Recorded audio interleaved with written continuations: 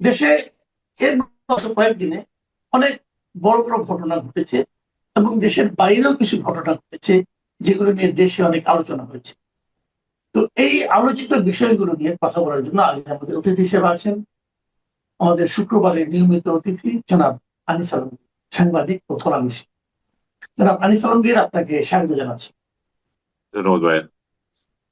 জনাব আনিস আলমগীর, একটা বিষয় নিয়ে আমরা খেয়াল করেছি যে কালকে আমাদের পররাষ্ট্র মন্ত্রণালয় একটা পোস্ট দিয়েছে, একটা প্রেস রিলিজ দিয়েছে তাদের পেজে, এবং সেই প্রেসটা যদি আমরা আমাদের মানে আপনার রেগুলার যে মেইন মিডিয়া যেগুলো আছে, কনভেনশনাল মিডিয়া, এগুলো যদি আমরা ফলো করি তাহলে দেখবেন এই মিডিয়াগুলোতে, পত্রিকাগুলোতে, টেলিভিশনগুলোতে এই প্রেস রিলিজের আলোকে আমরা জানতে পেরেছি যে দিল্লিতে একটা কোনো ঘটনা ঘটেছে যেখানে নাকি সাবেক প্রধানমন্ত্রী উনি কিছু একটা বলেছেন। তো আমি খুব বিস্মিত হলাম আমাদের পত্রিকাগুলির মেরুদণ্ড দেখে, যে কালকেও শুনলাম যে উনি যদি আপত্তিকর কিছু বলেন, বিভ্রান্তি ছড়ানোমূলক কিছু বলেন, বিদ্বেষ প্রচারমূলক কিছু বলেন, সেটা নিষিদ্ধ। কিন্তু একটা অনুষ্ঠান হয়েছে, ঘটনা হয়েছে, ওটা ইভেন্টের খবর কেউ বললো না। আপনার কাছে আমার দুটো প্রশ্ন।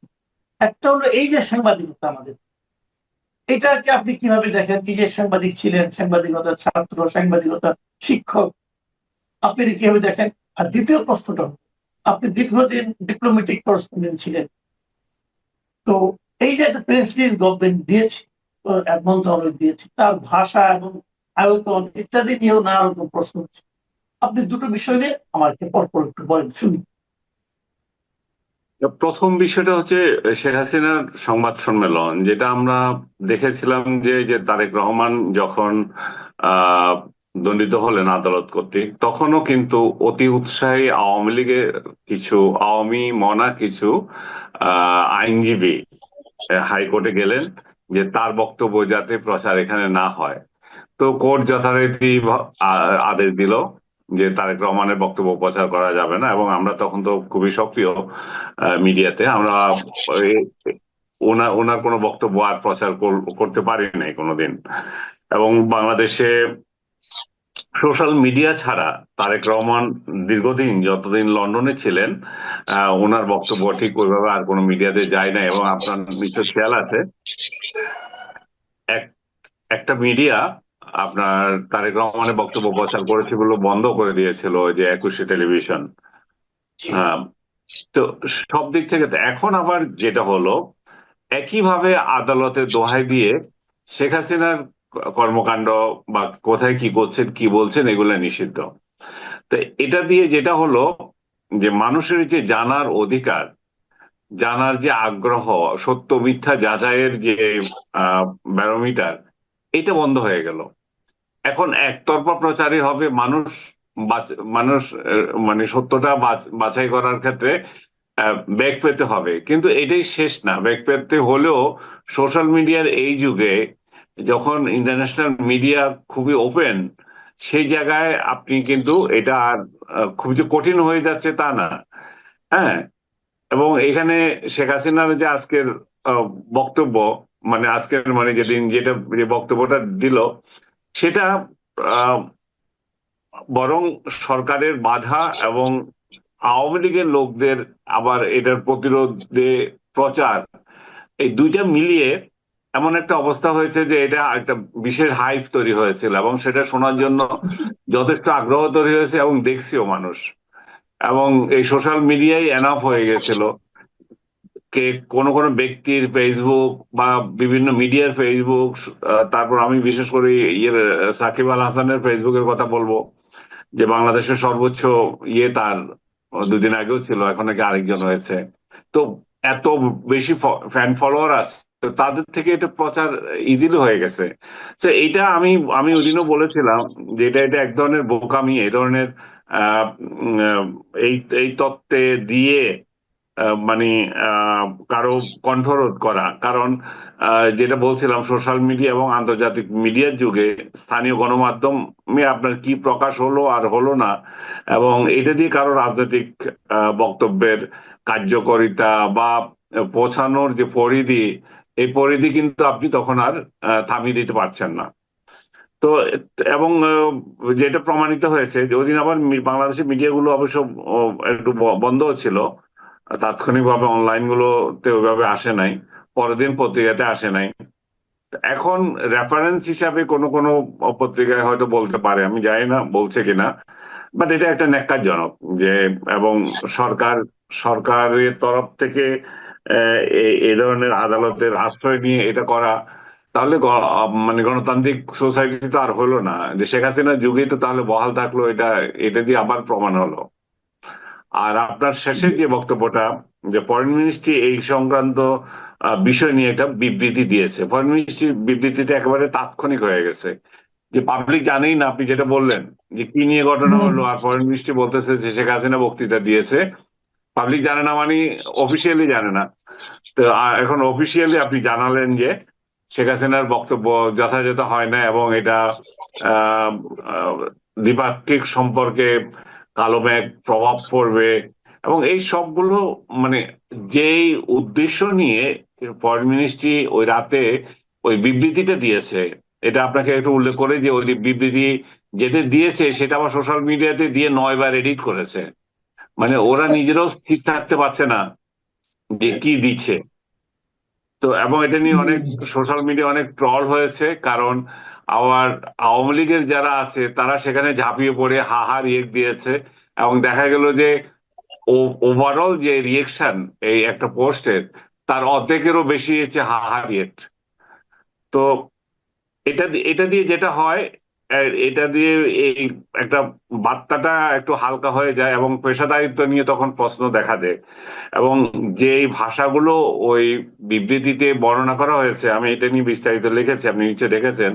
তো সেটা আমি আর বিস্তারিত আবার বলতে চাই না, কিন্তু শুধু এটুকু বলবো যে, এবং এটা একটা দেশের পররাষ্ট্র মন্ত্রণালয় যখন আম, আন্তর্জাতিক সম্প্রদায়ের উদ্দেশ্যে বা প্রতিবেশী দেশের সাথে যোগাযোগের জন্য অফিসিয়াল যে স্টেটমেন্ট দেয়, তখন সেটার ভাষা হওয়া উচিত পরিপক্ক এবং আইনি ভিত্তি প্রসূ, আর একটা প্রাতিষ্ঠানিকতা যাতে এখানে থাকে। অথচ যে বিজ্ঞপ্তিটা বা বিবৃতিটা পররাষ্ট্র মন্ত্রণালয় দিয়েছে, সেখানে শব্দচয়নে এমন এমন ওয়ার্ড ছিল, যেমন মাফিয়া এন্টারপ্রাইজ, তারপরে ব্যানমস, হ্যাঁ, এই বারো কতগুলা মানে তিন চারটা শব্দ, যেগুলো নর্মালি ডিপ্লোম্যাটিক ভাষা ইউজ হয় না।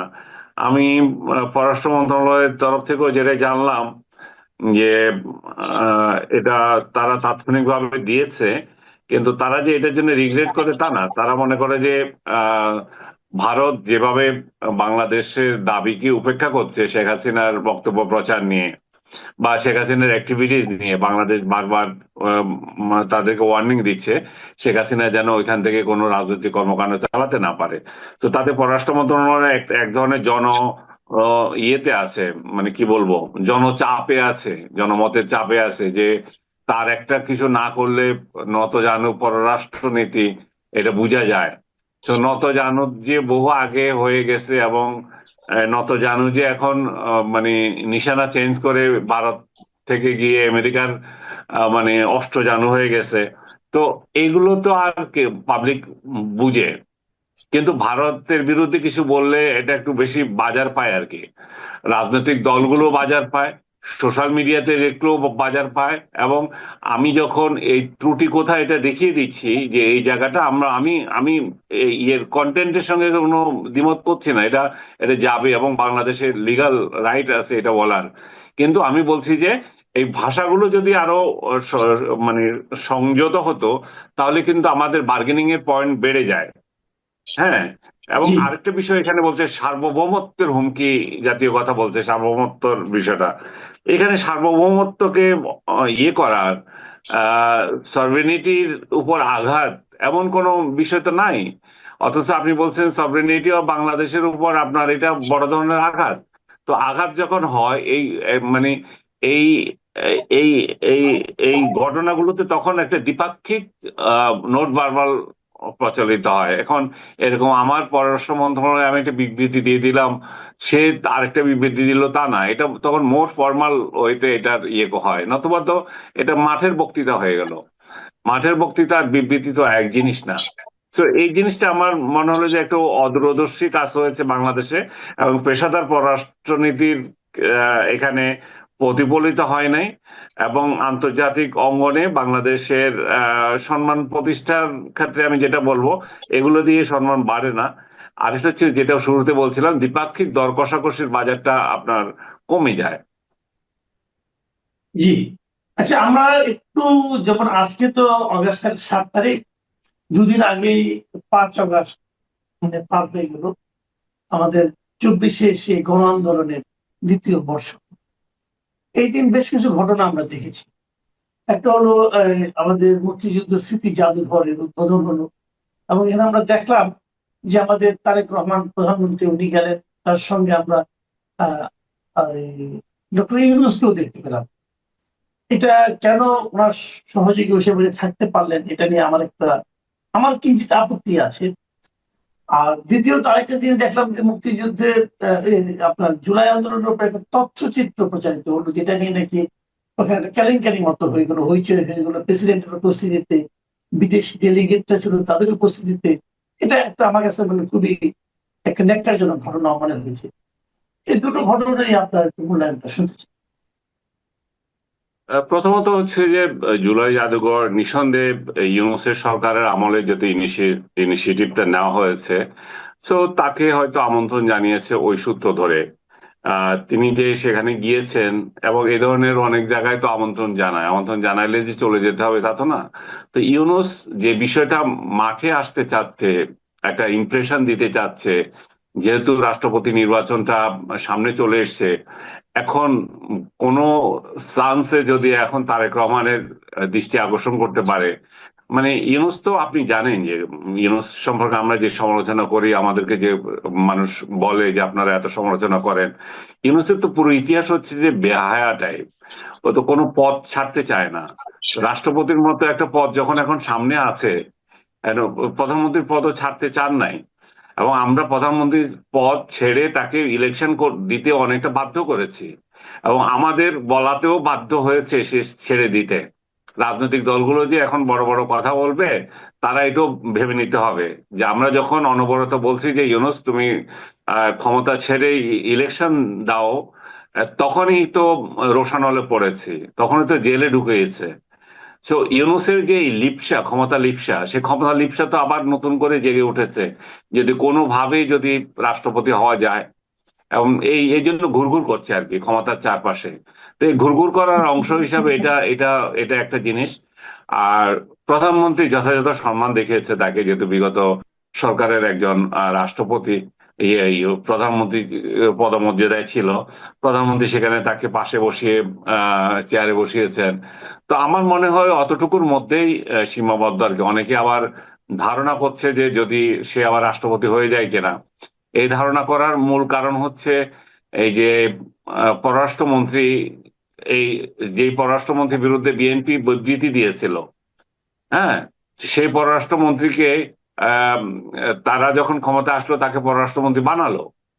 হ্যাঁ, সে তো আগে পররাষ্ট্রমন্ত্রী ছিল না, মানে ইয়ে নিরাপত্তা উপদেষ্টা ছিল। সো এই জায়গায় মানুষের একটা খটকা লাগছে যে তাহলে ও তো আমেরিকান এখানে প্রতিনিধি হিসাবে এখানে পররাষ্ট্রমন্ত্রী হয়েছে, তাহলে ইউনূসকে আবার আমেরিকার এজেন্ট হিসাবে আবার, বা প্রেসার হিসাবে, বা বিএনপির সাথে তার সমঝোতার অংশ হিসাবে সে আবার চলে আসে কিনা, এইটা মানুষের মধ্যে একটা আশঙ্কা আছে। বাট আমি মনে করি না যে এটা এটা বিএনপি করতে যাবে। বিএনপি যদি এটা করতে যায় তাহলে তো নিজের পায়ে নিজে কুড়াল মারা, কারণ সে তো বেসিক্যালি বিএনপির লোক না, সে তো জামাতের লোক, সেটা সে প্রমাণ দিয়েছে। এনসিপির লোক, সেটা প্রমাণ দিয়েছে। এবং বিএনপির সাথে এনসিপি এবং জামাতের যে দূরত্ব, সেটা তাহলে আরো আরো বড় ধরনের দেখা দেবে। তো রাষ্ট্রে সরকার তো এমন একজনকে চাইবে যে তার রাষ্ট্র, মানে এই প্রধানমন্ত্রী তো এমন একজনকে চাইবে, তার রাষ্ট্রপতি হিসেবে এমন একজন থাকবে যার সাথে তার আহ সিঙ্ক্রোনাইজেশন হবে। তো ইউনূস তো নিজেকে নিজে অনেক বড় মনে করে, তো তার সাথে তো সিঙ্ক্রোনাইজেশন অনেক কঠিন হবে। তো জানি না কি হয়, বা যদি বিএনপি যদি বহির্বিশ্বের চাপে, বিশেষ করে আমেরিকার চাপে বাধ্য হয় কিনা। বাট ইউনূসের সাঙ্গপাঙ্গরা বলছে যে উনি হতে চান না। এটা হচ্ছে তার একটা চাল, একটা বয়ান ছেড়ে দিল, তার দাম বাড়ানো। কিন্তু ইনুস যত বেহায়া, তাকে যদি কালকেও যদি বলে, লাফিয়ে লাফিয়ে হয়ে যাবে। আচ্ছা, আমি জুলাইয়ের তথ্যচিত্রটা নিয়ে ও, তথ্যচিত্রটাতে যে অভিযোগটা করে হয়েছে যে আবু সাইদের ছবি যায়নি, এটা পরবর্তীতে আবার একজন ক্লিয়ার করলো, আমি দেখলাম যে এটা সত্য না, আবু সাইদের ইয়ে আছে সেখানে, হয়তো তারা খেয়াল করে নাই। তারপরে তারেক রহমান 1 তারিখের দিকে বোধহয় 1 দফা দিয়েছে, বা তার আগে দিয়েছে 1 দফা, সেই জিনিসটা উল্লেখ আছে এখানে 1 দফার যে বিষয়টা। কিন্তু তিন 3 তারিখে যে আবার ফর্মাল 1 দফা দিয়েছে, সেই বিষয়টা আমি দেখেছি ওই ইয়েতে, ওই ভিডিওতে। কিন্তু কেন এই অভিযোগ উঠেছে আমি জানি না। এনসিপি হয়তো বেশি আবেগপ্রবণ হয়ে এটা করছে, বা তারা চাচ্ছে যে তাদের নিয়েই গুণগান গাইবে শুধু, সেই জন্য হয়তো তাদের চোখে পড়েছে। বাট যারাই এই ধরনের ডকুমেন্টারি করবে, আমি মনে করি যে ইতিহাসের সাথে আহ, যার যতটুকু অংশীদারিত্ব আছে সেটাও তুলে ধরা দরকার। সরকারে তারেক রহমান আছে বলে বিএনপি সব করেছে, এই যে মেন্টালিটি, সেটাও ত্যাগ করতে হবে। যার যতটুকু প্রাপ্য তাকে সেটা দিতে হবে। ইউনূসের আমলে যেটা এনসিপি দাবি করতো, বা জামাতে ইসলাম যেভাবে দাবি করতো যে আমরাই আমরাই হটিয়েছি, বিএনপি বালুর ট্রাক একটা সরাতে পারে না, এই যে রেটরিক মানে যেটা দাঁড় করায়। তো এর বিপরীতে আমি মনে করি যে আহ, এই গণ আন্দোলন যেটা হলো, সেই গণ আন্দোলনের প্রধান অংশীদার হচ্ছে জনগণ, কোনো রাজনৈতিক দল না। এই জনগণ যদি রাস্তায় নেমে না যেত, তাহলে এইটা তো সফল হতো না। এই যে এই যে জনগণ নামার কারণেই আপনার রাজনৈতিক সেনাবাহিনী থেকে শুরু করে সমস্ত সর্বমহলের টনক নড়েছে। তখন সরকার এটা বাধ্য হয়েছে, বা ওই পথে ভাবতে হয়েছে। বিশেষ করে 3 তারিখে শহীদ মিনারে যাওয়ার আগে, যে আগে পরে যে সমস্ত, 3 তারিখের পরে তার কিছু হয় নাই, 3 তারিখের পরে পুরোটাই শান্ত। 3 তারিখও শান্ত, মানে যেদিন সেনাবাহিনী ডিসিশন নিয়েছে যে তারা অস্ত্র ধরবে না জনগণের উদ্দেশ্যে, সেদিনই আসলে সরকারের পতন হয়ে গেছে, আমরা ধরতে পারি। এবং তখন এই সুবিধাবাদী লোকগুলা যে যেখানে ছিল, যে আমি একটা বিজ্ঞাপন ব্যবসায়ীর কথা বলবো, যে বিজ্ঞাপন ব্যবসা করে, এখন সাংবাদিক পরিচয় দেয়, যে বান্ধবী নিয়ে যায় শহীদ মিনারে, দাঁড়িয়ে গেল, ছবি একটা তুললো, তারপরে হয়ে গেল বিপ্লবী হয়ে গেল। এবং এই জাতীয় বিপ্লবী 3 তারিখে 3 তারিখে যে বিপ্লবী হওয়া বহু লোক আছে, যেগুলা সরকারি দালালি করে দীর্ঘদিন ধরে ছিল, 17 বছর ধরে সরকারি দালালি করছে, খেয়েছে, উড়েছে। ওই বিজ্ঞাপন এজেন্সির যে সিনিয়র সাপ্লায়ার যার কথা বলছিলাম, সেও এরকম এরকমই ছিল। আহ মোজাম্মেল মাহবুদের সাথে ঘনিষ্ঠ ছিল, এই সমস্ত করে করে আপনার টাকা পয়সা ইনকাম করেছে। শেখ হাসিনার বিরুদ্ধে কোনোদিন একটা শব্দ বলে নাই, কিন্তু 3 তারিখে এসে বিপ্লবী হয়ে গেছে। এখন তো বিরাট বিপ্লবী, বিরাট বুদ্ধিজীবী। এখন আমি, আপনি, আমরা টকশোতে যাই কেন, সেটা নিয়েও তার গবেষণা করছে। ওই দিন দেখলাম একটা সেমিনারে গিয়েছে সে এবং ডাস্টবিন শফিক, এবং তারা বলছে যে এদেরকে টকশোতে নেওয়া যাবে না, অ্যাজ ইফ যেন আমরা টকশোতে যাওয়ার জন্য মরিয়া হয়ে গেছি, আর তার তার অনুমতি নিয়ে টেলিভিশন গুলো টকশোতে ডাকতে হবে।